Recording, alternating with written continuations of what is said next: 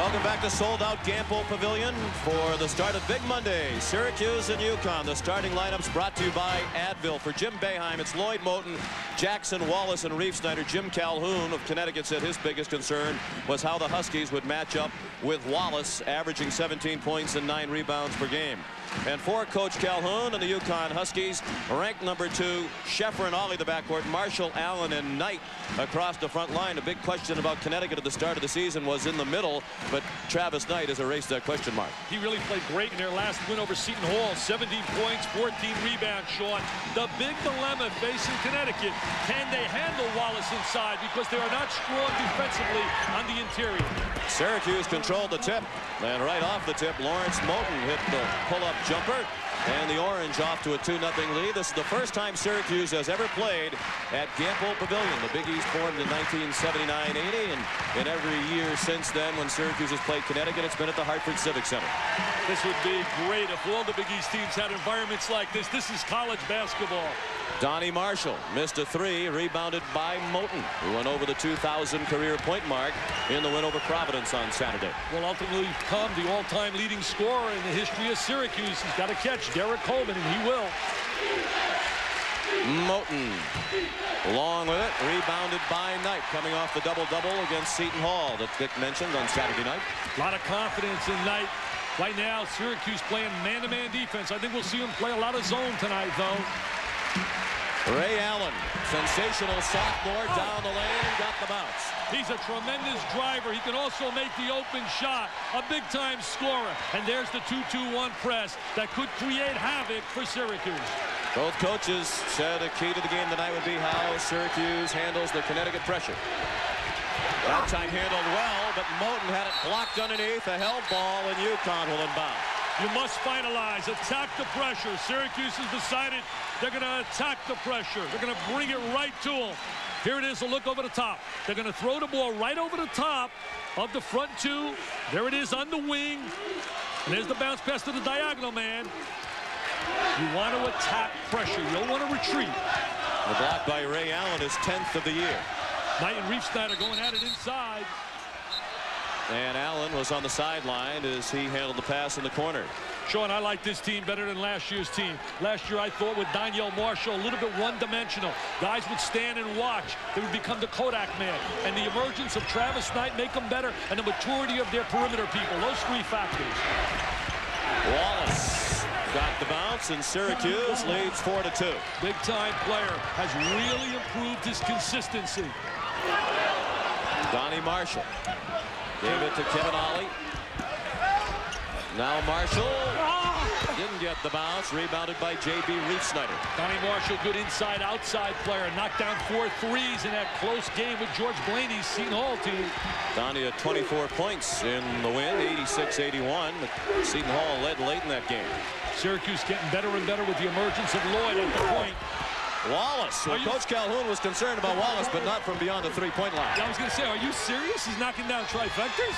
Just his second 3-point field goal of the season, answered by a deuce from Ray Allen, and it's 7-4 Syracuse. A no-no allowed him to get the baseline. You got to close that baseline off. There's the strip. Jerome Sheffer from out of Israel. They come from all over to play for Connecticut. They don't have any Connecticut kids. And Sheffer, one of the 4 Israelis who's played for UConn in the last 6 years. Lloyd. He's a big-time scorer. He led the nation in scoring at San Jacinto. He's had to really adjust to play the point. The officials stopped the play. John Clockerty telling Ollie and Lloyd to calm down.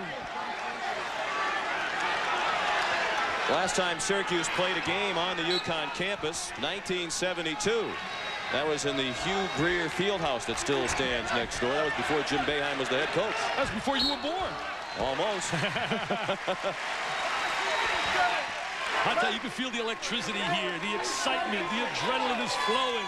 It's such a special environment, 9,000 plus. They sell all their games out. They said, heck, no matter who we play in Hartford, we're going to sell out, so we might as well play Yale there and sell out and bring Syracuse here. Jimmy Boeheim, I don't think likes coming over here.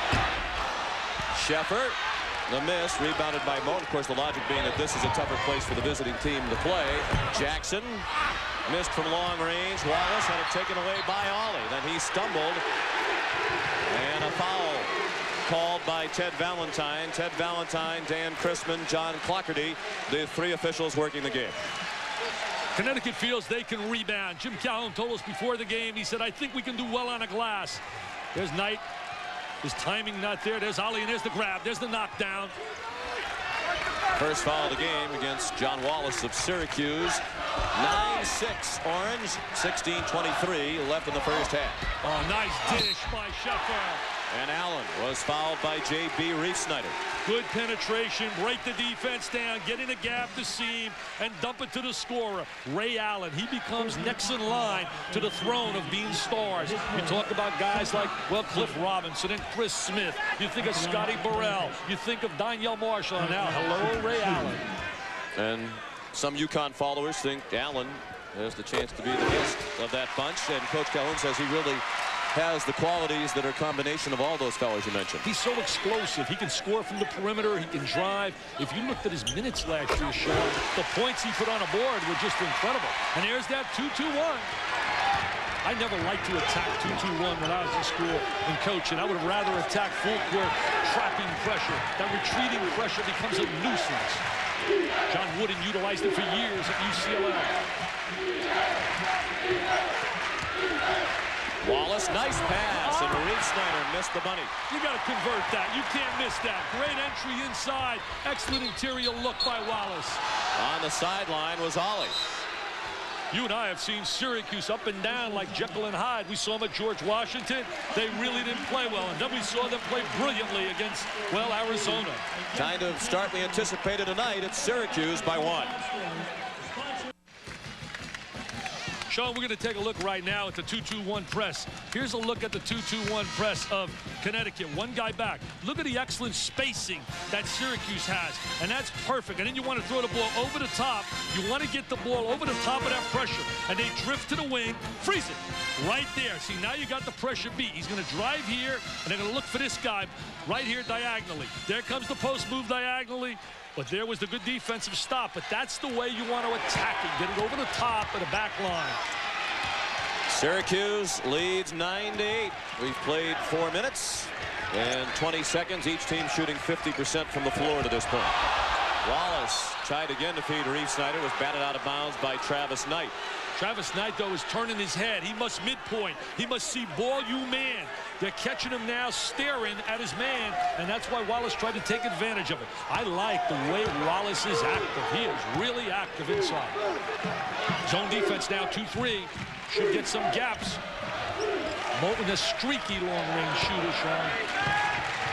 And down to 5 on the shot clock for Syracuse. I'm not sure the players realize this. To Moulton. And they didn't realize it. They're still passing, and the shot clock expires. That's where you need leadership on the floor. Jimmy Boeheim, who was a leader when he played point guard. He's been in Syracuse Orange for 32 years. Incredible. He loves the orange. Tommy Lasorda bleeds Dodger blue. He bleeds Syracuse Orange. UConn with a chance to take the lead, but the pass from Ollie went through the hands of Knight. Moulton right down the lane, swatted away by Allen. Now Reef-Snyder off glass. Reef-Snyder has earned a starting role. He beat out Otis Hill. First points for Reef-Snyder. Sheffer spots up for 3. Rebound, Donnie Marshall. Double teamed and lost it. Lloyd stripped it. Moulton. He's got Lloyd. Didn't need him. Sheffer let him go. Yeah, he didn't need him right there. Lloyd should have got ahead of him. This is exactly what Jimmy Boeheim's game plan was. Get the early lead. Try to establish tempo and believe we can win here. Syracuse by 5. These two teams each average in the high 80s. Syracuse 85 points per game and Connecticut 88, so we expect this kind of a tempo throughout the night. Lloyd, the miss. Jackson there for the follow. Great follow by Jackson. Good look by Moulton. 2-3 zone trap on the baseline. Syracuse by 7 as we approach 14 minutes left in the first half. Knight knocks it in from the baseline. Well, Travis Knight's a different player than I saw earlier this year when he played against Duke. They beat Duke in a grade 8. We certainly send our best wishes to Mike Krzyzewski. Get well, Michael. We need you back. Lawrence Moten off to a quick start tonight and on his way to becoming the all-time leading scorer in Syracuse history, and also on his way to becoming the all-time leading scorer in Big East Conference history. He'll pass Terry DeHare of Seton Hall, assuming he stays healthy. Yeah, Terry DeHare has got 1,320 points. Moten had 1,165 coming into this game, so he should make it if he stays healthy. There's the 2-3 zone. Connecticut should be successful. They got pretty good wing shooters. Fair on the floor can shoot the ball. Marshall was fouled. It wouldn't fall for him. Good decision. Try to attack the zone defense by getting into the heart of the defense. J.B. Riefsnyder called for his second foul, but he alternates in the middle with Otis Hill, so Hill comes in. Hill got off to a very slow start this year, but has played well lately. Colgate with the lead, really having a great year out of Adonal Foyle, who broke everybody's heart going to Colgate instead of Syracuse and to Duke. Everybody except Jack Bruin and those who follow the Red Raiders of Colgate. One thing Connecticut has, they got a very deep bench. They can rotate a lot of players. They can really change styles of playing. They have superb quickness at the point guard slot, and Kevin Ollie. I was really impressed with them against Duke earlier this year. Marshall, a good free throw shooter, 76%. Made the first. He's from out of Federal Way High School down here in Seattle. Played with Lake Dawson, the wide receiver with Kansas City, who played at Notre Dame. I was wondering how long it would take for the first Notre Dame or Notre Dame football reference. It wasn't too long tonight. No. You had on your handsome Notre Dame jacket as you washed it. Both coaches commented on that tonight. Out of bounds, off the hands of Lucius Jackson.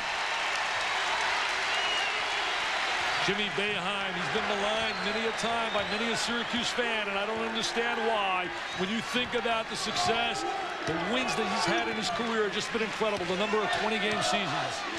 448 wins for Boeheim, only 141 losses. That's a 76% winning percentage. Bad pass, stolen by Wallace. Rudy Johnson is checked into the game for Connecticut, wearing number 23. Brian Fair, number 31, is also in the game. John Wallace starting to live up to that potential he was labeled with when he came in out of high school in Rochester. Wallace. I mean, he starts making shots like that. He goes to another level. He becomes a big-time prospect, an NBA really star potential player. Marshall blocked by Otis Hill. Kicked it out, Fair for a three. He can flat out shoot the trifecta. He's the way of Phoenix, Arizona. They have him from Israel, from Phoenix. You name it, Jimmy Calhoun. He puts a geography lesson on when he puts a team on the floor. Moten was fouled by Fair. Fair, a 48% three-point shooter for the season. Drilled his first attempt this evening. He almost transferred. The rumor was that he was leaving school, was unhappy with PT playing time, decided to come back, is in their rotation with the guard slot, and has been a big help for Jimmy Calhoun and his team. Kirk King is in, wearing 32 for Connecticut, and Lazar Sims in for Michael Lloyd at the point for Syracuse. They lob it into Hill. He couldn't control it in the air, but recovered to score. Otis Hill played well against Seton Hall, went 4 for 4 in the interior. Riefsnyder did not score from the field. He wants to get back that starting role. Kirk King stripped by Sims. Syracuse with the ball in a 4-point lead, under 12 minutes left in the first half. Sims a good ball handler.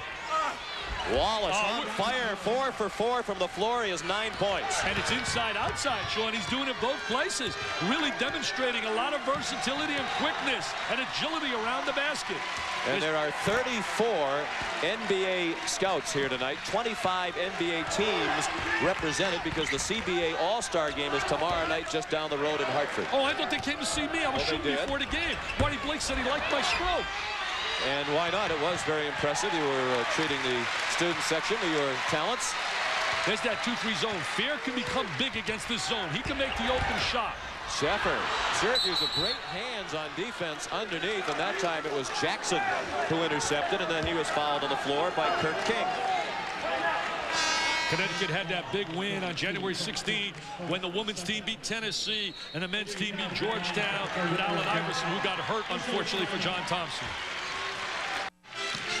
Among the 34 NBA scouts in attendance, Rick Weitzman of the Boston Celtics, Will Robinson alongside of the Detroit Pistons. You can see they had to put in a special row there beyond that railing to accommodate all the pro people here tonight. Will Robinson, a lot of people don't know this, was the first African-American coach at Division I level. A beautiful guy, worked with me at Detroit, just class people. As we watch Wallace on the interior, he coached at Illinois State. He coached Doug Collins.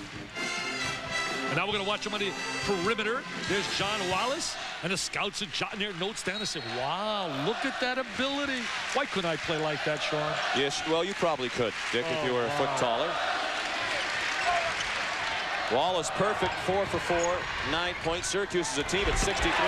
Knight the block as Hill went up, but Wallace! Wallace with the jam. Is he emerging as a PTPer?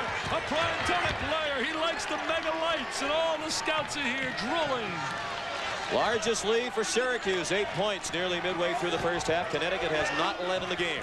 The one thing that Syracuse has done well thus far is they're not turning the ball over against the pressure, and they're not allowing Connecticut to get out in transition. Louisville, an up-and-down year this year. Brian Fair is in, with Sheffer in the backcourt now for Connecticut. Marshall, Knight, and Allen up front. Connecticut generates a lot of offense with their defense, and they haven't been able to do it thus far. Stepped on the line. Teddy Valentine, the Zebra, makes the call. 9 turnovers by Connecticut. The question was, how would Syracuse handle the Connecticut pressure? But it's Jim Calhoun's team turning it over at the moment. Against the 2-3 zone, they're not making the extra pass. Now they're going to go to a half-court trap. You got to post somebody up to the foul line. That's where you got to go. And opposite, thank you. Wallace traveled.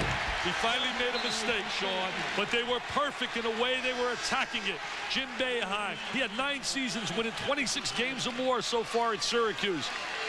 15 NCAA trips. And he's won at least 20 games in 17 of his first 18 years as head coach. The only time he didn't win 20, he won 16 and went to the NIT championship game. And he's going to make my All-Links team, the best golfer among the coaches. Well, he says he doesn't play very much anymore. Yeah, he's just like a 2 handicap. Marshall kept alive by Knight, but then out of bounds off the hands of Ray Allen. Connecticut shooting the ball too quickly. Got to make an extra pass. Big Monday continues tonight in the on-deck circle. It's Nebraska, number 7 Kansas. Connecticut plays Kansas on Saturday. Then at midnight, DePaul and UC Santa Barbara. All tonight on Big Monday, presented by Bud Light. That's a big doubleheader. The women's programs play head-to-head. And when you think of Kansas, North Carolina, and Connecticut, they all 3 have outstanding women's and men's programs.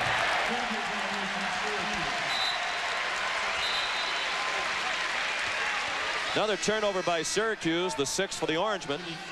Riefsnyder comes in for Otis Hill. Otis Hill is trying to make things happen. He's playing so hard. He wants to get back his starting role.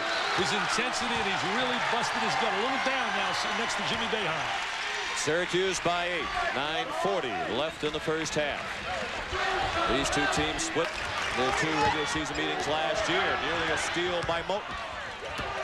Sheffer's got to get free for some shots. He can knock down the perimeter shot. They use the skip pass a little bit more. Sheffer, short from 3-point range. Moten might have tipped it. Then Allen got back to intercept the home run ball. Not a good look right there. Got to protect the ball a little more. Connecticut throws it away again. Sims to Moten all along. He's nonchalant. You can't nonchalance that. You got to go right to the. Oh, you don't need to push, Lawrence. Lawrence, you don't need to push. That's a poor play. Senior, leader, you're on the road. That's a no-no. That's a no-no, Sean. Absolutely a no-no. Jim Boeheim better be careful, too, because John Clougherty and Ted Valentine are both animated in his direction. Now, remember, Donnie Marshall got in what was ruled a fight with Charles Mindlin of St. John's. Clougherty was on that game. That's right. John Clougherty was the official who made the call. Some thought it was an overreaction to what was really just some pushing and shoving, but the word is around the league now that this kind of stuff is not going to be tolerated at all. This is not an overreaction. He flat out That's right. him. He flat out knocks him down. Lawrence is too smart. He's too good. He's too talented. He has to know better. That's a no-no. And if I were Jimmy Boeheim, I'd take him out for a minute, sit him down, and settle him down. You can't give a team like Connecticut life. They're playing well. There's no reason for that. And because Donnie Marshall and Charles Mindlin were ejected from that game, other players know that the next time they're involved in a fight, they're done for the year by the rules. So Donnie Marshall has to stand there and take whatever comes his way. There's no way he can risk being involved in anything that even resembles a fight, or his season and career will be over. Connecticut's ball on the side. Lawrence knows better. He's a beautiful kid. There's really no reason for that. And even in the emotion of a game like this, he's been around. He's not immature. Well, it has certainly ignited the crowd, and perhaps it'll get Connecticut out of the sloppy play that has been the feature of the first half for them. It was 25-15 when that happened, right? Yep. Let's keep track here. Marshall stripped. Sims has demonstrated terrific hands since coming into the game. He's a good ball handler. Not a shooter, but he's an excellent penetrator. And Moten settles. 25 still remaining on the shot clock, and the crowd will probably boo every time he touches the ball now. Moten tries to quiet them with a three. Allen the rebound. He kicked it around and is trapped. Ollie intercepted by Reif-Snyder. Reif-Snyder anticipates well. 12 turnovers by Connecticut. Syracuse leads by 8. They turn it back over. That's their 8th turnover. 3-on-0. Ollie. Washington to Ollie. Syracuse has done an excellent job thus far in the first 12 minutes in defensive transition. They have gotten back, taken away the running game. Syracuse up by 6. They haven't scored since the Moten technical. Man-to-man defense by Connecticut, but they'll rotate into a trap. Jimmy Calhoun, tenacious, 29-5 last year. They reflect his personality. Jackson missed a 3. Ollie and Reif-Snyder. It's Ollie. They're alive now. Connecticut is alive. I believe that technical's hurt them. And a charge. No basket. Jackson stood in and drew the charge. Jim Calhoun can't believe it. He's strolling that sideline. Dan Chrisman with the call. The foul on Ollie, his first. Back to scores in a moment. Syracuse leads by 6 just before the timeout. An offensive foul called against Kevin Ollie after the pass called for charging into Luke Jackson. It was a bad call, and protested so animatedly by Jim Calhoun that he drew a technical from Ted Valentine on his way into the timeout. So Moten has been called for the technical for shoving Donnie Marshall, and now Calhoun teed up by Ted Valentine. It looked like he started to go to his throat and give the choke sign, and that'll get you teed just about every time. Exactly. Teddy Valentine caught him doing that. Jim, no doing it. But the bottom line is sometimes an official's got to turn his eyes and look elsewhere, especially after a questionable call. I mean, that was obviously a questionable call. Yes, it was. It was not Valentine who made the original call. It was Dan Chrisman. And it was Valentine who assessed the tee. Calhoun applauding in the direction of Ted Valentine as the first free throw was missed. And he's still glaring at the official, and Moten missed both. I think Moten's a little shook. I really believe he's a little shook and a little embarrassed over that incident a little bit earlier. Well, he is the best free throw shooter that they have on the floor, and that's why he was shooting them. But he has not scored, nor have the Orangemen, since Moten was called for the shoving technical. And they were playing really well, attacking all the Connecticut defense as well, getting back defensively. I think they've put life into this Connecticut team, and certainly the crowd. Sims guarded by Sheffer. Sims and Lloyd the backcourt now, with Wallace, Hill, and Jackson for the Orange. Connecticut, a really tough spurt basketball team, excels in the second half. Syracuse has really had its problems this year in the second half. They've outscored their opponents by 14 points per game in the first half, by only 1 point per game in the second half. Lloyd is such a tough driver, very strong. Lloyd has 4, but that's answered by a 3-ball from Brian Fair. That's the guy you want to shoot the trifecta. He's a tremendous long-range shooter, provides a big spark off the bench. Syracuse has had trouble, as you just mentioned, maintaining leads. They were up 19 on Pittsburgh and had a struggle to win. They were up big on Villanova and struggled. Up 19 on St. John's and struggled. And nearly blew the big lead against Providence on Saturday. It took the last-second heroics of Lloyd to pull that one out. Knocked it down with 2 seconds to go. Syracuse by 5, 6.5 left in the half. Wallace off the mark, rebounded by Allen. He's cooling off. They got to find Fair. They got to look Fair or Sheffer. Allen says, forget it. I can knock the 3 down as well. Good perimeter shooting team. The zone could be a problem now for Syracuse. After the first miss by Wallace, Allen has Connecticut within 2. Great pass, Wallace to Lloyd. Michael Lloyd knows how to score. He can finalize. He plays the point guard slot, but now rotates over to the 2 position with Sims on the floor. Sheffer was out of control. Lloyd has it from Wallace. Oh, he's got great legs, tremendous strength. Led the nation in scoring in junior college. Came out of that famed program out of Dunbar. Played with Keith Booth and Marion. And Dante Bright now at UMass. I knew you were going to say that, so I let you go. See that? You got so much information, it's incredible. Fair. Miss. Tip to Sims again. Nobody rotates back. That's just poor basketball. Lack of concentration by Sheffer. You got to have defensive balance. And Lloyd is single-handedly killing Connecticut at the moment. He's up to 10 points in the Syracuse lead. Back to its largest 8. See, at the second guard slot, he could think score. They were hoping next year it would have been Stephon Marbury and Lloyd in the backcourt, but Marbury went to Georgia Tech. Marshall a miss. Knight at 7 feet won the battle and was hacked by Otis Hill. What a great environment. What a super environment. This is fantastic.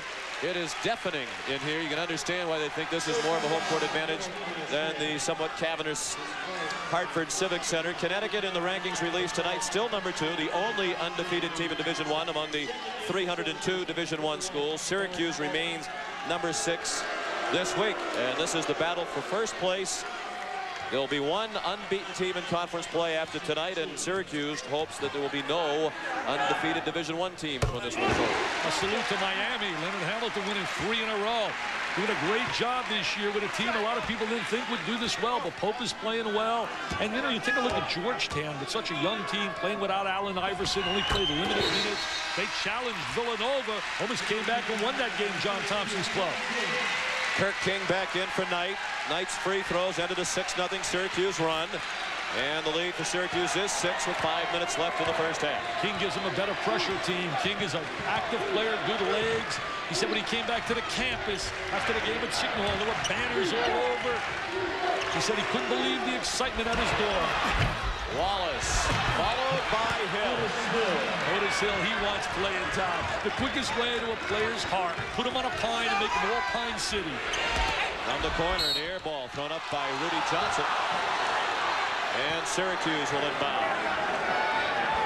Wow. Princeton, 34-5 on Dickinson. Must be Angie Dickinson the way they play. No, that must be Angie. Did you say That's Angie? right, Angie. Oh, you said Angie?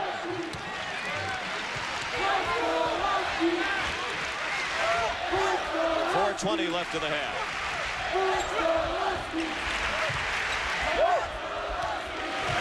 Moulton, what a big-time scorer. What a career at Syracuse. You have to think of the best 5 that played under Jimmy Boeheim. You got to put his name right among that list. Backdoor lob, and Lloyd converts. What a great diagonal pass. Timing. Michael Lloyd is a natural scorer who's made the adjustment trying to help his club to play the point guard slot. 10-point lead for Syracuse. That's the toughest adjustment to make, going from a scoring position to being a point guard. And Jim Boeheim says Michael Lloyd has done it willingly, Marshall the bucket, because Lloyd knows if he's going to play in the NBA, his future is as a point guard. He's a consummate guard. He can play either one of the 2 guard slots. Getting good spacing, Syracuse taking away the advantage of the double team, using the skip pass into the gut of the defense. Nice cut, pull out a middle cut, beating the defensive player to the spot, but didn't convert. Hill missed from in close. Johnson, shot off, charge. Good call. Sims has been terrific. Good call by John Clarkerty. You're right, Sims has done a good job defensively. And at the offensive end, it's been Michael Lloyd leading Syracuse to the lead with 12 points. Coming up in 3 minutes and 14 seconds, the Delta Faucet halftime report. We'll go channel surfing with John Saunders and Clark Kellogg, and they'll unveil the new AP Top 25 revealed tonight here at Syracuse by 8. The big concern for Syracuse handling the Connecticut pressure, but it's been Connecticut that has been sloppy with the ball in the first half, and Syracuse has benefited with 18 points off turnovers. Exactly. You take a look at Connecticut with those 14 turnovers. Syracuse has done really a solid job handling the tenacious multiple defenses. They've utilized a number of half-court traps, 2-2-1, full-court traps. Now they're face guarding. Sims handles the ball well. If you got a good ball handler, he can break that down and get you open shots. Syracuse shooting 60% for the half, 18 of 30. Connecticut 8 of 8 from the free throw line. Syracuse has not made one. Moulton's shot was tipped. Hill missed it. Wallace scores. John Wallace, what a major factor. The big question we talked about was the fact on the interior. Can they neutralize and handle Wallace? And the answer's been no so far tonight. That's a two-pointer for Kevin Ollie. Came out of Crenshaw High School, Los Angeles, where they produced so many great players, including Marcus Johnson, former UCLA superstar. Darwin Cook, Stevie Thompson, who played at Syracuse out of Crenshaw High School. Baseball's Darryl Strawberry also out of that school. John Williams, big John Williams, who played at LSU.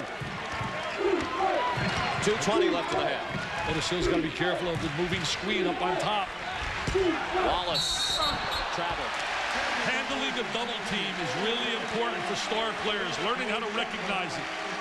Super Tuesday tomorrow night. Dick's on his way to Indiana as the Hoosiers put the longest home court winning streak in the country on the line against Michigan. Then it's Alabama, number 9 Arkansas at 9:30. Super Tuesday doubleheader tomorrow night here on ESPN. Yeah, I can't wait to get to Bloomington. They've won 50 in a row at home. The next longest streak, Massachusetts with 39. Connecticut with a 24.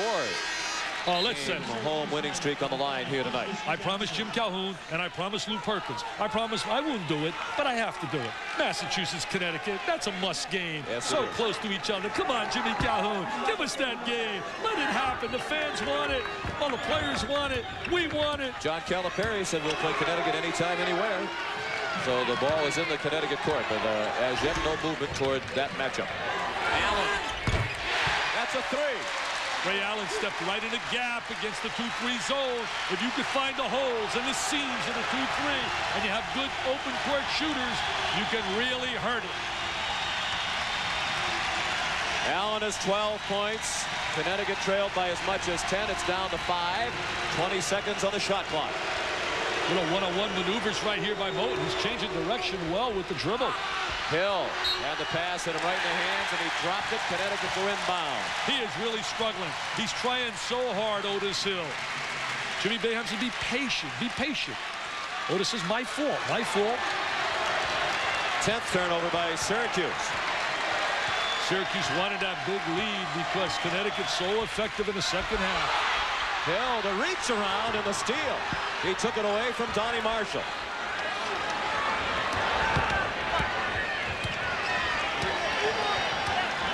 Sheffer now trying to check Lloyd. I'd get him in a one-on-one. I'd get an isolation.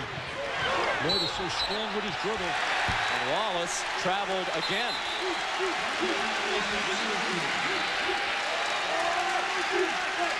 They're going to enter the ball down inside to Marshall. There's the strip. Strong hands by Otis Hill. He's in a denial. Ball you man defense. Under 50 seconds remaining in the half. 27 on the shot clock for Connecticut. Knight lost it in traffic. They're really attacking the baseline people as soon as the ball goes to the interior. Michigan for years has excelled in that. About 6 seconds between the game clock and the shot clock. The shot clock now at 19. Jimmy Boeheim's got to be so pleased with the first half performance. Wallace again lost it on the dribble. 10 on the shot clock. Lloyd originally signed with Arkansas out of high school. Lloyd wants the 3. Time for a shot. And then a foul as Moulton approached the bucket. Big turnaround. You could be looking at a 7-point lead versus a situation where they could have gotten it down to 3. It could be a 4-point turnaround. You're going to watch the jump shot. Lloyd, not a great long-range shooter. The ball comes up long. Little brick city right there. And there's the pass and the steal by Moulton. He never saw Moulton, who anticipated well on the wing. Sims played well. Marshall had no idea the pass was coming to him. The foul was on Sheffer, his first. Connecticut has committed 5 fouls in the half. Neither team will reach the limit here in the first half. Allen out for the final 4.2. In college basketball, you need good guard play to be able to win. Not a good-looking shot right there. You can build a lot of condominiums with that, baby. But Syracuse goes to the dressing room with a 5-point lead at halftime. 39-34 the score. Now time for the Delta Faucet halftime report. Here's John Saunders with Clark Kellogg. All right, Sean and Dick, thanks a lot. 39-34 is the score. Connecticut has trailed at halftime before, but they've won every game. What is Syracuse doing right? They're doing a number of things right. One, I think they're rebounding and playing good, solid defense. One of the ways you beat UConn is you keep them from setting up the trap by playing good defense, not allowing them to score. And then UConn has been sloppy with the ball, but they've got great spurt ability, John. They're a team that can put points up in bunches. Watch them in the second half. Yeah, last Monday they were in a 1-point game after halftime with Georgetown and then just blew them out with the first few minutes. Welcome to the Delta Faucet halftime report. When we come back, we'll have scores and highlights. We will take a look at the remote weekend. A weekend you didn't want to leave your couch. That and more in a moment.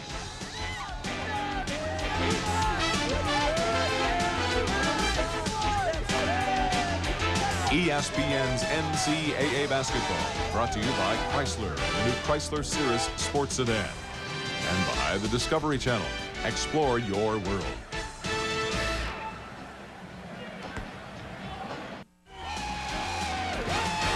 ESPN's NCAA basketball, brought to you by Buick, makers of the concept car you can drive, the 1995 Riviera, and by Point Man, the exciting new television series starring Jack Scalia.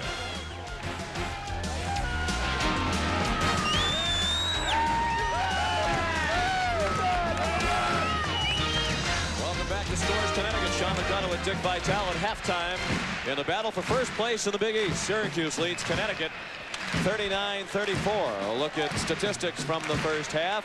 Syracuse shot the ball very well, and they were particularly effective inside, Dick. Yeah, you take a look right here. Points in the paint. It's unbelievable. 32-10. That's been a big factor. Another factor is take a look at the free throws, though. They haven't scored on a free throw line, yet they put on the number of points they did. Scoring 39 is amazing. With the shooting 54%, they don't really knock people out. Take a look right here. Where's the knockout punch? Where's the George Foreman right? Against Villanova, led by 9, won by 1. Led Pitt by 19, won by 2. Led St. John's by 19 and held on and almost blew the 13-point lead against Providence on Saturday. We mentioned Syracuse outscores its opponents in the first half this year by an average of 14. But in the second half, they average 1 point more than their opponent. We should point out, though, Syracuse has not blown a halftime lead this year. You know, it's really amazing. I just think they want to see Jimmy Boeheim sweat a little bit. They said, Coach, once you earn that big cash you're making. Reed Snyder, the miss. Jackson, the follow, and then he was fouled. Syracuse 14-0 this year when leading at the half. In their only other game, in the opener against George Washington, they were tied with the Colonials at the half and wound up losing. And Connecticut has only trailed once this season at the half. That was in the game against Pittsburgh when they trailed by as many as 25 in the first half, came back to beat Ralph Willard's club. Ray Allen told me, he said, you know, we feel them out in the first half. The second half, we find out their weaknesses, and then we attack their weaknesses, and we go to our strengths, and we put people away. Let's see if that's real here in the second half. Ray Snyder kept it alive for Jackson. Syracuse really shot well in the first half, had some good discipline, and inside, the big question was, could they handle Wallace? And the answer in the first half was no. Can he continue and sustain his first half performance? 6 for 8. 5 on the shot clock. Lloyd will miss. Reed Snyder. Reed Snyder short with it. Travis Knight the rebound.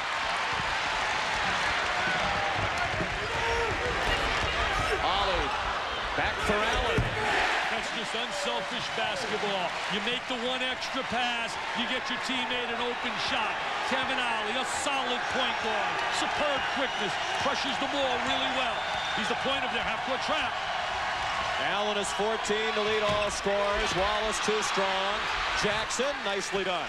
Excellent offensive rebound by Jackson. Remember his dad, Luke Jackson, the star of the Philadelphia 76ers. That's a big-time scorer, Sean. That's a great change of direction, explosiveness. 16 for Ray Allen. He's been in double figures in scoring in every game this season. 1-3-1 zone now, another different look. Connecticut and Jimmy Calhoun utilizes every possible defense to change the look to get you out of any rhythm. Reed Snyder, air ball. Kirk King, Wallace, held ball, UConn ball down 3. I just smell a run coming by Connecticut. Donnie Marshall, who really struggled in the first half, averaging 17 points a game, was only 1, I believe, for 8. And we mentioned that Syracuse really has not been hurt by their second half problems this season, but everybody we talked to connected with Syracuse was aware of the second half woes, and perhaps that's something that will play on their mind tonight. Marshall from the baseline. Nice little post move by Donnie Marshall. You can smell that run could be coming. And psychologically, you're right, Sean, that could become a dilemma. Watch the half-court trap. You got to look to the post area. Somebody's got to flash. UConn has not led tonight. They've trailed twice by as many as 10. They're within 1 now. Don't want to pick up your dribble. You want to get someone to flash or throw it diagonal. Here it comes, baby. Hey, John Saunders and Clark, they're getting wild here, baby, in Connecticut. And Coach Boeheim wants to get Sims in to help settle down his team. They tried the lob, Lloyd to Wallace. It went out of bounds. We played 2.5 minutes in the second half. Connecticut down 5 in the break, now trails by 1. Scheffer really passive. He's got to think a little bit more offense. Think shot a little bit more. Scheffer, Marshall for the lead. Short. Knight gives UConn the lead for the first time tonight. Comes that spurt. Here they come. Jimmy Boeheim's team needs a basket. Throws off a little momentum. The crowd is starting to get live. They're staying with the 1-3-1. That means you have a chaser on the baseline who's Scheffer, the little guy. He goes wherever the ball goes on the baseline. See, there he is attacking. Here's the trap. Now you got to reverse and swing it. Moulton, 3. Excellent way of reversing the basketball, swinging it side to side, bringing it away from the trap, and getting the gap for the jump shot. Oh, I love this shot. I can stay here all night. I hope this never ends. I don't want it to end. 9 points for Moulton. I want it to go on until 7 in the morning when I got to make that flight. If it goes to that, I'll be happy. And Moulton kicked it. They'll reset the shot clock for the UConn Huskies. Lazar Sims checks in. The #2 ranking for Connecticut, the highest ever. They were also #2 for a while last year behind Arkansas. If they win this game and if they beat Kansas, they get my vote for #1. Massachusetts did not beat Kansas. They have to go to Kemper Arena to play a really good, solid, well-coached team. Roy Williams, one of the great coaches today in college. UConn and Kansas playing a men's-women's doubleheader at Kemper on Saturday. Whistles. Usually an offensive foul. He's up in the air. John Clockerty with the call. And it is an offensive foul against Olive. Jim Calhoun did a great job at Northeastern. He's been like a Frank Lloyd Wright. You think of this conference, John Thompson, when he took over Georgetown 23 years ago, nobody would ever believe they would have been what they were. Did a great job. Lute Olson did the same thing at Arizona. Yes, John Calipari, you did it too. We'll give you credit. But over the last 6 seasons in the Big East, these are the 2 winningest teams overall and in regular season conference play. Syracuse 1 game better than Connecticut over that stretch. Scheffer fouled Hill after he corralled the offensive rebound. I think Otis Hill's got the message that he has to play and be active inside. He's playing so much harder. Jimmy Boeheim has really got him motivated by sitting him on the bench and losing some playing time. UConn is making a run, but they're still down by 2.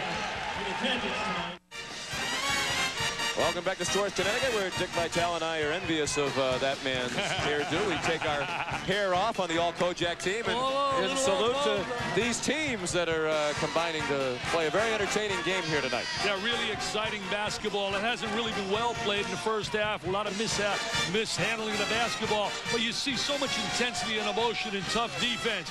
Connecticut, a great second-half basketball team. They really believe psychologically they will win games. They say one of their keys, we will force our will. We will really play in our arena and force our will. And that man really becomes contagious with his intensity. Jim Calhoun in his 9th season here at UConn. He's had them in postseason play each of the last 7 years. Still booing Moulton. If you tuned in late, he got called for technical, shoving Donnie Marshall in a loose ball situation, actually the dead ball situation after a play. Sims lost his knee wrap. And Moten scores from the corner. Sims trying to put that elastic band back around his knee as the Orangemen head back up the floor. Moten now with 12. That was a three-pointer. No, not spectacular, but he's always got 20 at the end of the night. You think about all the greats that have played at Syracuse. He will become the all-time leading scorer. Ollie. Donnie Marshall kept it alive, but then it was Hill who corralled it. So Syracuse. A great steal by Ollie. Good anticipation. And what a conversion. I mean, great anticipation. Kevin Ollie. And just as we started to say that Syracuse seemed to have stabilized after the Connecticut momentum out of the locker room, Ollie scored the lead three for SU. And then they changed defensively. They rotate out of the 1-3-1 to man-to-man. Lucius Jackson. Rebounded by Knight. Lost it on the floor. Otis Hill was fouled before the shot by Knight, his first. Well, the NHL is back, and we have more National Hockey League action on the Deuce. Edmonton and Chicago, 8:30 Eastern Time on ESPN2. That's Wednesday night at 8:30. I hope baseball gets the message, Sean, and I know you love baseball, but get the message and get into spring training and end this nonsense. Forget about all the greed. Play ball. Lace them up. Amen to that. Moten for three. Got it! He's got a spot. He's found a spot. He's in a rhythm. He's in a spot right now. And he's not a great three-point shooter. Last year, only 28% for the season, and this year, 29%. Yeah, really, the numbers show that he's not a great shooter, especially off the dribble. He doesn't really create shots well, but I'll tell you one thing. He finds a way to score, and you can't knock the kid for that, and he finds a way to win. We mentioned all the scouts here, and you talk to NBA people, they have dramatically differing opinions about where Moten would fall into an NBA draft. Exactly. A lot of people are not certain, and that's why they're all here evaluating. A lot of people aren't sure where he really falls. Big Five battle. St. Joe's and LaSalle. Manhattan having another good season. Fran Fraschilla, really up-and-coming rising star in coaching. You know, I was talking to John Saunders this past week over in Arizona. We were talking about who would be player of the year. It's an interesting story. Think about it. Nobody really clear-cut as a dominant force as player of the year like Robinson or last year at Grant Hill. It went to Robinson. My choice, you can think about Ed O'Bannon and Alan Henderson. You can think about Rasheed Wallace. My choice, John Saunders, you listening? Sean Respert. He's been sensational. If I vote today, it would be for Respert. Michigan State. Blocking the call against Eric Hayward as Lloyd went on the drive. First foul on Hayward, the fifth on UConn here in the half. Well, certainly when the season began, Corliss Williamson was the popular preseason player of the year pick, but Arkansas and Williamson have been a little bit disappointing today. Yeah, he hasn't had a great year. Lucas Rowe had a lot of good games, but he's had some subpar games out of Massachusetts. Back to man-to-man defense right now. Got to get some motion. Moten couldn't handle the feed from Wallace, turned over to Hayward. UConn with the ball down by 6 with 13 and a half remaining. You got to have a little bit more feel, a little bit more touch on that entry to the box. Sheffer, an excellent passer. There's the reversal. Allen for three. Got it! If you swing the ball side to side, if you utilize a skip pass as well, you're going to get good shots against any kind of zone. They did an excellent job right there, swinging the ball side to side, reversing. Oh, there's the strip. Oh, he popped it loose. And they get it over half court and into Hill, who scores. They got right into the gut to Hill with that little gut move by Hill down the lane against the zone. Donnie Marshall had position and was fouled as he tried to follow up the Allen miss. Fouled by Jackson. First on Lucius, and the third against Syracuse in the second half. Now, last year, Jimmy Boeheim took his team to the Sweet 16. So did Jim Calhoun. Unfortunately for Jim Calhoun, they're 29-5, and Boeheim, he gets beat by Missouri, but they're 29-5, 16-2. They have a great year, but the question he had to answer all summer, what happened against Florida? Right. And that's the mentality now in college basketball. What do you do in a postseason? And I don't like that, Sean. I like to put more emphasis on the long haul the entire year. But it's a reality, and that is something now affecting both of these New England teams that are 1 and 2, UMass and UConn. John Calipari says many times, you want to be a national program, ultimately you're judged by how you do in the tournament. And these two programs, UMass and UConn, need to move ahead in that regard to get to where they want to be. Bobby Laser, a freshman, helped corral that rebound with Lucius Jackson. Laser, they feel, is going to be a solid player, an aggressive rebounder. Played high school basketball in New York State. Upstate New York at Norwich, New York, was the New York Class B Player of the Year. He wears number 33. Moulton really carried the ball. The crowd certainly thought he did, and Jim Calhoun did too. That's the big concern of the NBA scouts. Can he handle the ball well enough to play on the perimeter? That's an NBA three from Moulton. He's a very streaky shooter, as you indicated, with his 28% last year three-point range and 29 this year. But tonight he's finding nothing but nylon. Allen tried to answer and missed. Two Huskies up high. And there was a foul called by John Clockerty, apparently against Connecticut. I think we got Donnie Marshall with a little push-off before he went up to try the offensive tip. It was on Kirk King. Oh, he got King for it? Yes. Marshall said, look at Marshall saying, who, me, the Clockerty? He says, no, I don't have you, Donnie. I don't have you, Donnie. Syracuse by 8. The largest lead was 10. Every time Connecticut looks like they're going to make that little spurt, Lawrence Moulton comes up with a big shot. And that's what a star player has to do. And you can tell he wants it as he tries to shed Shepard. Now Lloyd for three. He creates the opening for Michael Lloyd. Look, he points over here because we said he's a questionable long-range shooter. Michael Lloyd. And Lawrence Moulton 4 for 4 from three-point range in the second half. 2 years ago, Syracuse and Connecticut battled in Hartford. The Huskies used a 14-0 run in the second half to take a three-point lead at 46-43. But Lawrence Moulton led the Orangemen back, scoring 7 of their last 9 points. He finished with 18 as Syracuse prevailed by 3.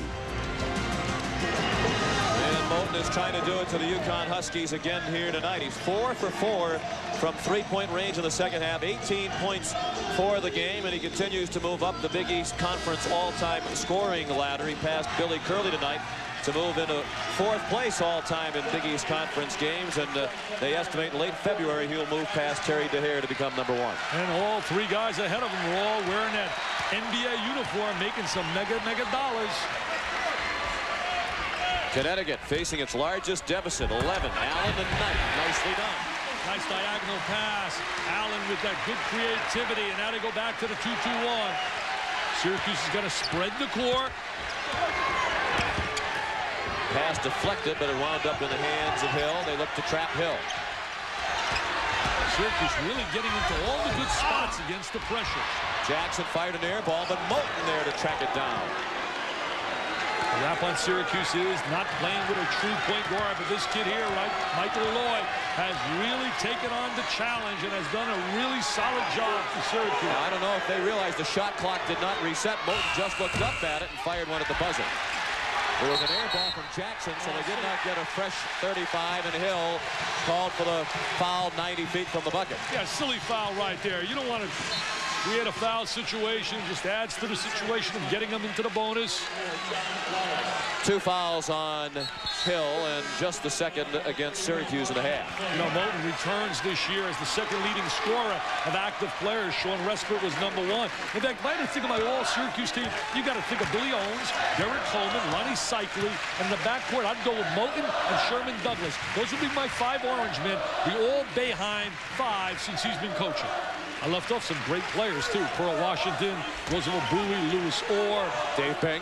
No, Bing didn't play for him. Since Bing. Yes, Bing's the best of all of them. And that's in. We'll have to wait to see to whom they credit the bucket. And they give it to Travis Knight. Knight really active. Much more active than we've seen in the past. There he is with the block shot. Oh, boy. Oh, boy. Oh, he looked like he had all ball. He made a great defensive play. Jim Calhoun feels that way as well. We're going to take a look at the pressure right now. There's the 2-2-1. You want to go diagonal. There they are. They go diagonal. Now watch this. He takes it to the goal. And there's the block. Oh, you don't call Terrible that. Called by the official at half court. Called by a guy who was 50 feet away. And Jim Calhoun not pleased. Of course, it was Ted Valentine who teed him up earlier. And it was Ted who made that call, too. Jackson, the free throw shooter.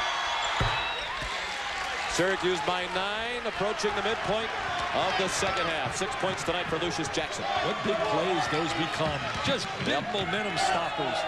Allen trying to turn the momentum back in UConn's direction. Midway through the half.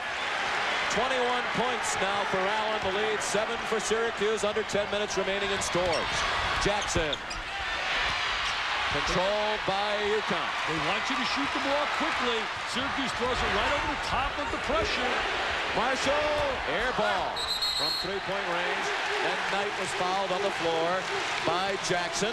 And that's number 2 on Lucius. Travis Knight has become a solid player. A little bit upset, though, tonight. Talked to him in the locker room. A little upset, Sean. I got a message. He says, Coach Reed's not playing my brother. He's not starting down at BYU. Coach Reed, get him some playing time, says Travis Knight. His brother Sean plays for the Cougars. Cougars really do well in that WAC conference. And another foul on the floor, this one against Hill. And that is his 3rd. Syracuse has only been called for 4 team fouls. And UConn 7. This crowd's been dying to erupt, but Jimmy Boeheim's not allowed them to erupt. They really have had moments, but they haven't been able to do it consistently in terms of crowd noise because of the play of Syracuse, but Ray Allen has heated it up. And I'll tell you one thing, Jim Boeheim told me before the game, he said, Dick, he's born to score. He can score many, many ways. It's back to a 5-point game. That was the Syracuse lead at halftime. They throw it right over the top. Lloyd in traffic. It bounces off to Jackson. Knight might have tipped it. Knight controlled, then stripped by Lloyd, but he's called for a foul. Connecticut has allowed him to throw the ball over the top of the 2-2-1. When you take a look at that 2-2-1, Jimmy Boeheim's kids have thrown it right over the top, which is perfect execution, but they're not converting. See, now you go down the gut. Michael Lloyd's a strong driver. It's up a little short right there. A coach can only design it. He can only chart it out. The players must execute it. Jim Boeheim says, foul, baby, foul. He said, foul. And Syracuse has called a timeout. Sean, we're going to take a look at a 2-2-1 press, and it really is a box press. There's the box, and here's what Syracuse wants to do. They want to get the ball over the top here and then slide a man in here. They got one man back, and then we take a look right now. And there goes Lloyd. He's going to throw right over the top. Right here. Freeze it. See, right here, now the ball is on the wing, and now Lloyd is going to come back and catch it and slide into this area. Now the area is open now. Here comes Michael Lloyd. They find him right here. Freeze it. See, right here, he's in driving position. They wanted to foul as he took the ball strong to the goal. But there was no call on a play, but that's perfect execution against the box. And execution of that play as well. Ray Allen, 25 points, 3 shy of his career high. And Connecticut's back within 3. Somebody better tell them that Ray Allen's a bona fide big-time scorer. He's getting wide-open shots. Nobody's finding them. That was tipped off the hands of Moten. It hit Marshall, then Moten, UConn ball. And here come the Huskies, baby. Jimmy Boeheim knows it. He knows what the book says. They're a great second-half team. And Ollie dribbled and gave it to Fair with 4 assists tonight. Ollie now with 500 career assists at UConn. Jackson's got to get on this kid. He wants to post him inside, and it'll come off a double screen from the opposite side. There's the curl move. They got him. He can take him one-on-one. A 3-pointer with time. And a push called against Wallace. Moments ago, the team fouls were 7 UConn, 2 Syracuse. Now it's 7-6. And the foul on Wallace was his 2nd. I just love this environment. This is college basketball. In the Big East, you have the environments at Landover, Madison Square Garden, the Meadowlands. Great arenas, but they're NBA environments. This is college basketball. I wish they would build the John Thompson Dome down here in Georgetown. Yep. 23 years. Hey, John, let's start the campaign. Get the John Thompson Dome down here in Georgetown, on-campus facility. Hello. Hello. It's danger time for Cuse, baby. A 3-pointer by Brian Fair, and we're tied. Moten, trying to break the tie, was fouled along the baseline. Here's that diagonal pass, and Moten's an excellent baseline player. He's a baseline beauty. Fouled by Hayward, his 2nd. As we check the Buick storyline, Syracuse still at the edge in the paint. Moten, perfect from 3-point range in the 2nd half. Ray Allen, 25 points. And UConn struggling with turnovers, but only 3 in the second half. I'm surprised at the open shots that Ray Allen's been able to get. Strengths and weaknesses when you scout, and I know the scouting staff at Syracuse does a great job. I saw their scouting report, and they highlighted Allen. But sometimes, you know, you can highlight it. It's up to the kids to execute. 2 free throws by Moten. UConn led only once, and it was by a point. Fair fouled on the drive. Could have had a walk-in violation there. Could have had a walk-in violation prior to the foul.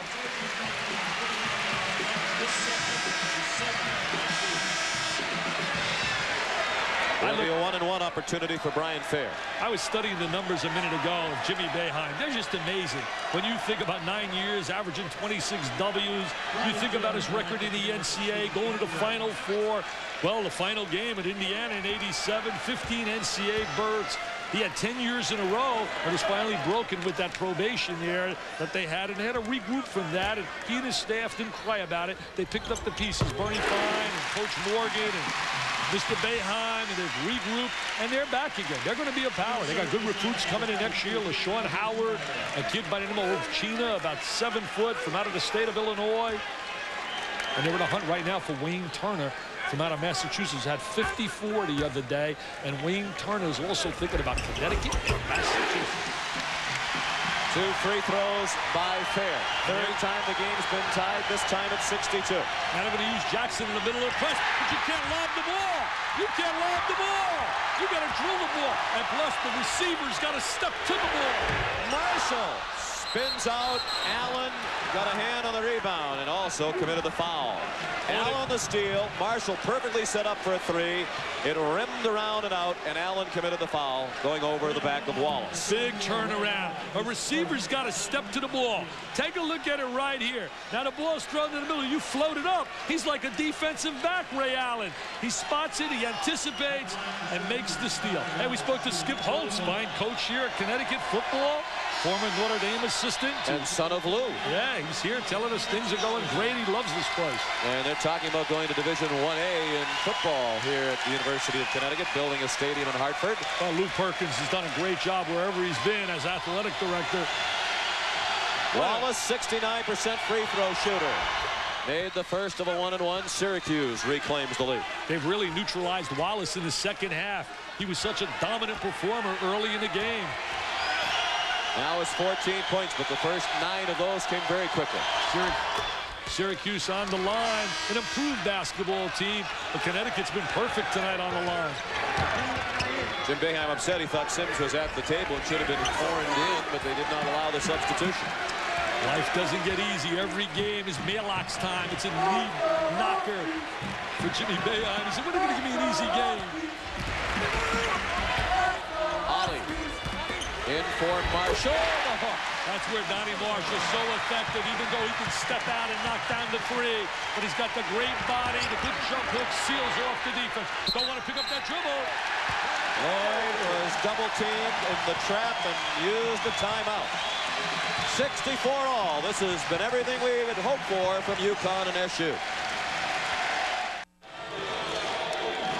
UConn, the only undefeated Division I team in the country, in a battle with Syracuse tonight, tied at 64. Been a lot of talk about a UMass-UConn matchup at some point. They used to play each other all the time. Haven't played in 5 years. And they're right down the street from each other. Talk about neutral sites, Springfield, Hartford. But as you can see, it doesn't matter where they play. They wouldn't have to go far. And you're the one lobbying for the game as much as anyone. You said they should play each other. I'll put you on the spot. Uh-oh. If UMass played UConn, let's say neutral site, home crowd not a factor, divide the tickets evenly. Who do you like? Oh, I give the edge in the backcourt definitely to Connecticut. I give the edge on the front court to Massachusetts. I give the edge, the bench, slightly Massachusetts. Canby and Rowe, they get the edge. In a battle, I give it to Lewis Rowe. He comes to those kind of games. Slight edge. I better whisper. I don't want them to hear me here. Slight edge. Very Massachusetts you better whisper. Connecticut. It says, Jim Calhoun says it is hysteria. That's the word he used to describe the fan following and the media following in the state of Connecticut. They have 15 daily newspapers that cover this program. Wallace blocked by Knight. We just talked about Knight, you and I, off the air, how he's become such an improved player. You mentioned hysteria. It's H squared here. Hoops hysteria. Sheffer! Yes. Okay. He looks at the three and knocks it down. Ron Sheffer. It's wacky time. It's showtime. It's party time. Storrs, Connecticut, the capital of the basketball world. That's the second time tonight the Huskies have led in the three-point margin. Their largest lead, 6:15. Whoa! Oh! What a big jam. Wallace took it in his hands and said, up, and away. Dipsy-doo, dunkaroo. I don't want to get paid tonight. This is too good. Please don't end. Don't say that. They'll hear you in Bristol. Oh, he drives in a three. One big shot after another. College hoops. It doesn't get any better, baby. UConn by 4. Lloyd thought about an open three and passed it up. 20 on the shot clock. Moten needs to get out of the lane. Lost it to Donnie Marshall. 3 on 2. Ollie leans in, and it bends off the foul against Lazarus Smith. Lazarus Sims. Ollie really had the trailer, Donnie Marshall. Now watch the shot block right here by Travis Knight. He holds his ground. There's the deflection. And up they come. And now here's Sheffer. Has been very passive offensively, but he end by BN, nothing but nylon. And here's John Wallace. Exclamation point. Takes it right at Sheffer. Says, get out of my way, little guy. This is Jam City. Kevin Ollie, a 79% free throw shooter this year, will shoot 2. With 5:31 remaining, Connecticut with its largest lead, 4 points. So underrated, Kevin Ollie does a superb job of going from one end to the other with the basketball. Superb quickness that he's constantly putting pressure on the defense. And on the other side, defensively, he really harasses the basketball as well as anyone. Doesn't play as well off the ball, but plays strong on the basketball. Missed the second. Rebounded by Hill. Syracuse now trailing by 5. Now it's gut check time. It's character time right now. Can Syracuse come back? They've shown some character in leads that they've lost in making the big play. This is a good Syracuse team. You better believe it. This is a solid Syracuse team. Sweet 16 team last year and lost only Adrian Autry among the starters, but replaced him with Michael Lloyd, who might be better. That's an NBA 3, way off the mark. They had more time on the shot clock, about 6 seconds. Moten got a hand in, and it winds up in the hands of Lloyd. 3 on 1. Wallace, it's no time for that kind of acrobatics when you're down by 5 under 5 minutes left. He had Moten on the left, the big-time scorer. You got to recognize that quickness I talked about with Ollie. If you open up the court, he's got great quickness. 2 bad plays by Michael Lloyd. The shot that he took from the perimeter, and the look trying to make a spectacular pass to Wallace when he should have went to the left, right to Lawrence Moten. In the tough act to follow department, Nebraska and number 7 Kansas with Ron Franklin and Derek Dickey from Allen Fieldhouse in Lawrence, Kansas. Nebraska and Kansas as Big Monday continues in the Big 8. You know, you talk about special plays. As you look right here, see how Moten's on the left? We got Moten on the left. He's got to give it to Moten. He's the all-time leading scorer possibly in the history of Syracuse. Lawrence has got to scream, Michael, give me the rock. No time for showtime, certainly there. Ollie missed another. 79%, but he's missed his last 2 with UConn up by 5. There's Jimmy Boeheim still coaching on that sideline, teaching. I think some of the great environments, Cameron Indoor Stadium, to me, is Uno #1. But Allen Fieldhouse is special down here in Lawrence. They really get after it. The kids really are involved. And that's what I like, when the students get a chance to be totally involved. As they are here tonight. Ollie, 11 points, 7 assists. Syracuse, Jackson saved it, but it wound up with Allen, and he was fouled by Sims. Eventually, that pressure really gets the best of you, especially if you don't have a genuine point guard who can break it down consistently and get people open shots. Multiple defenses. The coaching strategy of Jim Calhoun paying off. Timeout, Syracuse. Connecticut by 6. At the moment, New England is the college basketball hotbed of America. And here in Storrs, they're thinking about their foes from just up by 91. We chronicled earlier the Syracuse problems this year in the second half. They led by 5 at halftime tonight. And might this finally be the one that goes in the loss column for Syracuse. At the moment, they're down 6 with 4:34 to play, and UConn has free throws upcoming. Connecticut with those multiple defenses, they just keep coming after you. But you got to make people pay when you got them 3-on-1. Michael Lloyd, though, has been a solid performer. Certainly we don't want to indicate that he's at fault for the fact that they're down 6. But you got to make a good decision. And the guys that are in the break got to communicate. They got to yell, Michael, Michael, give me the ball. Syracuse is out of timeouts. Connecticut has 2 left. Allen, a 71% free throw shooter. That trap that caused the timeout by Michael Lloyd can be big, where he had to get the timeout or he would have turned the ball over against the trap. Columbia, South Carolina. Ray Allen, I'm amazed by their recruiting. They also signed a kid, Sam Funches, from out of Murrah High School down here in Jackson, Mississippi, coming in next year. Kid by Ricky Moore from out of Georgia. Right now, Connecticut's pressure has got them reeling. That was a 10-second count, and the call is made. Yes, sir. Great call. The pressure's got them reeling. You got to post someone up, flash to the basketball. Jimmy Boeheim said to me tonight, I'm concerned about their pressure, and you can see why. It is slipping away from Syracuse. They're down 7, and Connecticut has the ball after the turnover. If you ever needed a stop, they need a stop right now.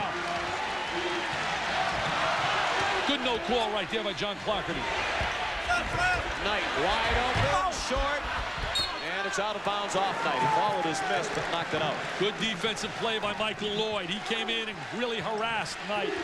See, now you got to go through this defense. You got to try to score against it. Don't become passive. John Wallace at the foul line. Bring it to him. Slide inside. Slide inside, John. Syracuse attacked the pressure effectively in the first half. Hasn't done as well at that in the second half. Easiest player to guard is a guy that doesn't move, Sean. You got to be active.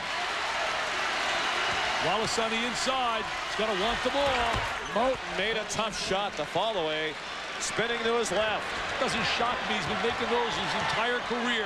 He's a money player. He's a crunch time player. That's why he is a star. 3.5 remaining. UConn by 5. The Huskies trying to go to 15-0. Now you want to maximize each possession. Make sure you get the shot you want. You get the options that you like the Allens to shoot the ball, or the Marshalls. Strong drive. Marshall missed the layup. Allen. Ray Allen has become a big-time star. Donnie Marshall says, I love you. But Jim Calhoun says, I love you even more, Ray.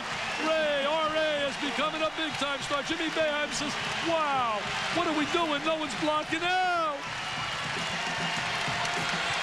Take a look right here. Donnie Marshall, one of their key options. He goes to the goal. And there's the #1 option, Ray Allen. Super strength on the offensive rebound.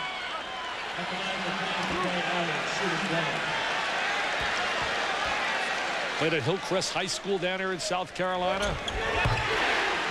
And that's 29, a new career high, eclipsing the 28 he scored last year against Hartford. Largest lead for UConn, 8 points. He broke all of Shaquille O'Neal's records in the United States Olympic Festival. That was this past summer. Scored 101 points at the Olympic Festival in 4 games. And he doesn't force shots. Time running out on Syracuse now. Under 3 minutes remaining. Into Hill. And he was fouled as he went toward the bucket. Fouled by Travis Knight, his 3rd. 1 week from tonight, the next Big Monday, presented by Bud Light. You'll see Syracuse again. And another tough opponent on the road, Georgetown, ranked number 14 in the latest poll. I can't wait to go down for that one. Then Missouri and Iowa State. Iowa State off to a great start in its first year under Tim Floyd. Then UNLV in Long Beach from the Big West. I haven't seen Allen Iverson in person, but they told me today, Jimmy Calhoun, what John Saunders has told me so many times, and I've watched him on TV, but you wouldn't appreciate it as much until you're in person. He is the quickest. I mean, he is lightning quick is the way they described him. Hill made the second. The lead 7 for UConn, 2:50 remaining. Good decision by Jimmy Boeheim. Going to the full court trap. He's got John Wallace. He's very agile at the point of the press. Just bother a team that likes to press. That's good coaching philosophy. Connecticut now with 1 timeout remaining. They lead by 7. We join John Saunders. John? And as the gentlemen were discussing, Syracuse not as aggressive in the second half, and Connecticut's done a much better job protecting the ball. Only 4 Connecticut turnovers in the second half after 18 in the first half. Exactly. That's a great point, Sean. They've done a tremendous job getting ball movement, recognizing the open shooter, and getting the ball out to Mr. Allen, who's been knocking them down big time. Hey, you talk about 14-0. St. John's back in '85, they went 14-0 with Chris Mullen in a big game when both clubs were 7-0 like this. They played Georgetown. They won 66-65. That was the Patrick Ewing era. And who could ever forget Rolly Massimino winning the national title, pitching a perfect Don Larson against Georgetown. Huskies looking to run some clock. They run the clock down to 17. Jackson thought it should have been Syracuse ball. Ted Valentine did not concur. Jackson with that deflection, trying to get in the denial. See, right now they'll spread the court a little bit, try to maximize each possession, try to take away help. They run a little double stack. Remember, he can have the basketball, dribble it out if he wants on a clock. 2 years ago, he couldn't do that. Ollie, they need a shot, and oh, what a terrible time for Moulton to commit a foul. Especially with the shot clock running down, had 2 seconds left. Yeah, they had Ollie scrambling with the shot clock at 2. He was going to have to force up an acrobatic shot. Instead, he'll get the 2 from the free throw line.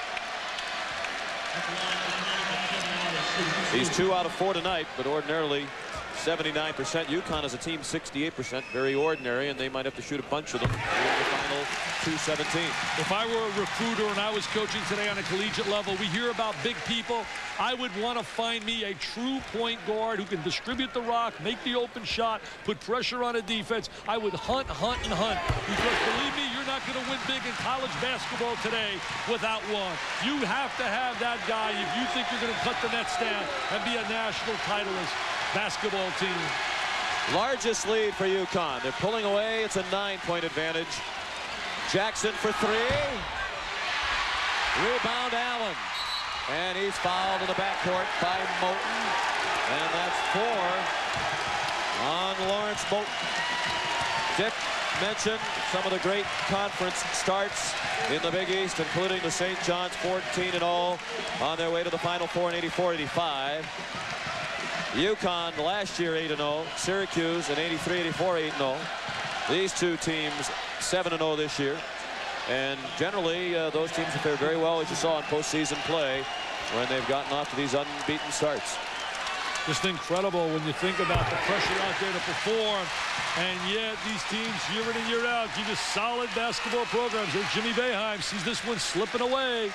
And this guy has created havoc, and he knew it. The scouting report on him was can make the open jumper, can drive. He's a really big-time scorer, a prolific scorer, because he's just not a stationary jump shooter. 31 for Allen. Connecticut's defense has been the difference here in the second half. They have really bothered Syracuse and have taken Wallace away. Jackson has missed a couple of threes in succession. And UConn is on its way to 15-0. They'll remain the only undefeated team in Division I. Well, the trainer just now signaled the bus driver, get the bus warmed up, baby, turn on the engine. This one's becoming academic, and hoops hysteria, H squared, reigns Don't you supreme. have to foul? You got to come out. I mean, they're going to let him run the whole 35 seconds down by 11? You got to come out. You got to come out and try to make a steal, trap. They steal it, but 30 seconds deep into the shot clock, and now it's Lloyd. Remember, the clock stops in the last minute of action. Now you just spread the court, bring it out. That's intelligent play. Use the shot clock. Syracuse has got to go to some trap and try to get some pressure and foul and stop the clock. Well, Moulton doesn't want to foul because he has 4, but they're just going to let UConn run the timeout. Yeah, it's all over the way they're playing passively right now. You got to come out and bump. There's Michael Lloyd. Well, that's dumb, too. I mean, they waited till the shot clock's down to 15. They waited 20 seconds to foul and then sent UConn to the line. Oh, they didn't really play what you'd like to see, smart basketball here late in the second half. I thought one of the big possessions was when they tried to make the spectacular lob to Wallace on a 3-on-1. That was like a 4-point kind of turnaround. But they really gave a great performance in the first half, Syracuse, and they're going to be one of the solid teams in the country. Well, they're chanting we're number one. They'll go on the road to play Kansas Saturday in that doubleheader with the Kansas men and women. And you said if they beat Syracuse and Kansas, you'd vote them number one. Oh, I definitely give them number one. They go on a road out of Kemper and win that game. Something that Massachusetts couldn't do out in California. You got to give them the edge. Plus, they're undefeated. And that women's game will be a good game, too. Kansas has got a strong women's program. And Connecticut women coming off a big win over #1 Tennessee to become #1 themselves. This has been really exciting here tonight.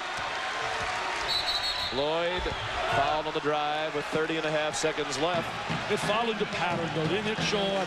The pattern, the scouting report, the research, the things that John and Clark have talked about in the studio. What we've tried to allude the fans to. Connecticut, a strong second-half team. We talked about Ray Allen's comments about the fact that we feel them out in the first half, then we find out the strengths and weaknesses, and then we attack. And they did exactly that.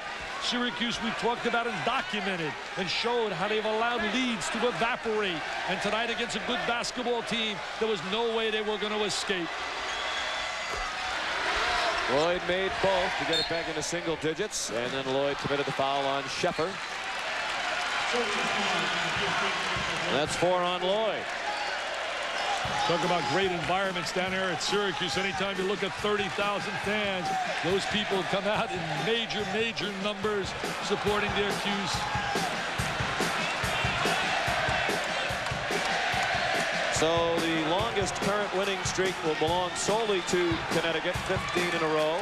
With the win tonight, Syracuse will have its 14-game winning streak end, and now UMass has the second longest winning streak. They have bounced back from their only loss against Kansas. And the Hilltoppers, victories. Hilltoppers got 9. I mean, they found out my fax number. I get all kinds of stuff. Come on, Hilltoppers, I know you're winning. I don't need all those faxes, please. They're tying up my machine. But you know what? Their last loss, Sean, it was to the University of Massachusetts. They won 9 in a row. So we salute Western Kentucky.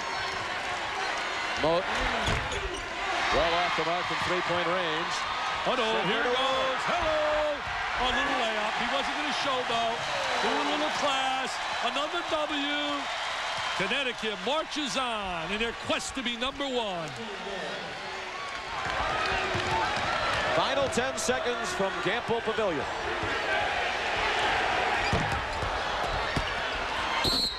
And Sheffer fouled on the floor by Lloyd with 3.4 left. Well, Daron's parents were here for a while. They just went back to Israel. And they left too early. They would have enjoyed watching this one tonight. Yes, they would. Donnie Marshall's playing the role of the cheerleader. Look at him. He's got everybody going bananas. He said, I'm a player and I'm a cheerleader. Donnie Marshall. He hugs Kevin Ali. Get well, Coach K. They're even thinking about you out here in Storrs, Connecticut. I watched UCLA this past week. They were impressive going on a road sweep in Arizona and Arizona State. That is an unbelievable sweep for Jimmy Herrick's team. And I like their club, but I like this Connecticut team as well. Lloyd fouled out with 21 points. I have 8 teams in my thinking who I think could really win 6 games in a row. I have, for example, Massachusetts, Connecticut, North Carolina, and Arkansas. I throw Arizona and UCLA in that hunt. I don't know how many I've given you thus far. Is that 6? Yes. I'm sure Kentucky's got to be in that mix, #7. And my 8th team, I'm losing. Kansas is the 8th. Thank you for helping me out. No problem. There's the 8th. I really believe when you look across America, maybe Maryland sneaking in there. And the next group, you think of Michigan State and Syracuse. Greg Yeoman's a walk-on is checked in for UConn. And that doesn't count. Great being here with you, Sean. It's celebration time. It's jubilation in Storrs. Loads and loads of fun. Bloomington, here I come. UConn still perfect at 15-0 and all alone now in first place in the Big East. The final score, Connecticut 86, Syracuse 75. For Dick Vitale, Sean McDonough saying so long from Storrs, Connecticut. Here's John. All right, Sean and Dick, thanks a lot. Coming up next, we move from the Big East to the Big 8. Nebraska facing #7 Kansas. We've already had one great one. Let's see if we have another one coming up here on Big Monday. And welcome, John Saunders, along with Clark Kellogg. We were talking about it as the final seconds were ticking down. This is a team, Connecticut, that really has very few weaknesses. They've got all the pieces, John. They've got great backcourt play. They've got depth. Travis Knight is a factor in the middle at both ends of the floor. And they really just do a great job of lulling you into those gaps along the sideline and forcing turnovers. And Ray Allen, he's got the whole package as a two-guard. Just a quick question here. You know, they had Donyell Marshall. He's the All-American. He's playing for money right now in the NBA with Minnesota. Last year, is there a tendency sometimes when you have somebody who's that big of a star, you always look for him, and maybe they don't have to do that this year? They spread it around? That's an excellent point, John. When you've got a guy like Donyell, you know he can bail you out of a lot of mistakes, offensively and defensively. Ray Allen is the same kind of player, but he doesn't do it as much and in the same way as Donyell did. And then he's got some nice complementary pieces, too. I mean, Ollie is playing at a level he didn't really play at last year, and that makes a difference. Sheffer, and then you bring Donnie Marshall. They've got all the pieces. They've got size, activity, intensity, and they've got a great one in Ray Allen. Yeah, you mentioned Ray Allen, and we talked about him as well. Here's a guy who just looks so quiet, unassuming, and just unassumes you to death. He's an efficient assassin is what he is. I mean, he just quietly kills you. He can shoot the stroke jump shot from deep. He can put it on the floor and get to the cup on you.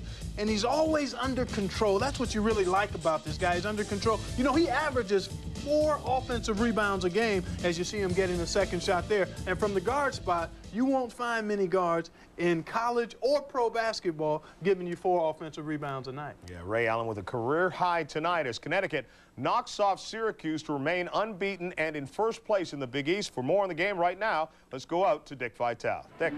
Thanks a lot, John. I'll tell you, I'm here with the star of stars, Ray Allen. And you have a great philosophy. Share with us your philosophy about your thinking in terms of Connecticut basketball. I come out in the first half and just build that defense and see what they're going to do on offense, see where their weaknesses are.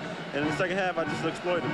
Well, I'll tell you, you exploited it to the tune of 31, and you had so many open jump shots. Were you shocked that you were getting open like that in that second half? Yeah, and when I got the open shot, I felt like I was in the zone and nobody could stop me. You were in the zone, no doubt about it. This Connecticut team has just been superb. You like playing here at Gamble better than down there in Hartford? Yeah, I love it because the fans in here are great. They really get onto the opposing team. They really get in everybody's face, and they just get us hyped. Well, you know, there's a team up in Massachusetts. They're #1 in the nation. I know the players want to play that game. I know the fans want that game. Your coach is a little hesitant. Hey, you #1 or Mass #1? Well, I'll just say wait till the tournament time because hopefully we'll meet up. Well, I'll tell you, Ray, you've been sensational. Keep it up. Remember, I met your mom now when you were at that banquet. Yeah, I just want to say hi to her, too. I know she's watching. Okay, Ray, go in the locker room. Enjoy it. Great, great W. Let's go back to my buddy John Saunders and his partner, Clark Kellogg.